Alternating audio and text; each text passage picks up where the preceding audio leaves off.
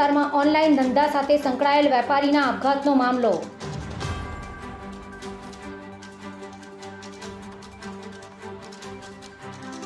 પૂર્વ પત્ની સહિત તેના મિત્રની ધરપકડ।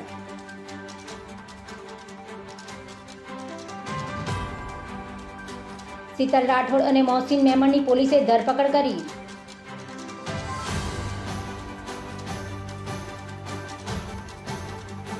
ચાર મેના રોજ વેપારી જયદીપસિંહ સટોલિયાએ આપઘાત કર્યો હતો।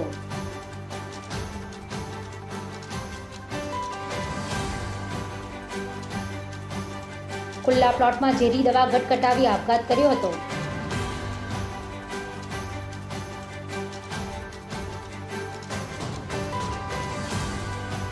પૂર્વ પત્ની અને તેના મિત્રો દ્વારા માર મારી હેરાન પરેશાન કરતા હોવાનો આક્ષેપ કર્યો હતો।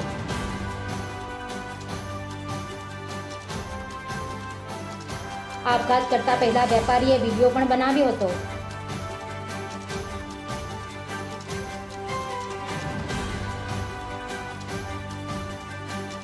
મૃતક અને વેપારીએ કરેલા આક્ષેપોને પગલે પોલીસે દુષ્પ્રેરણાનો ગુન્હો નોંધ્યો હતો।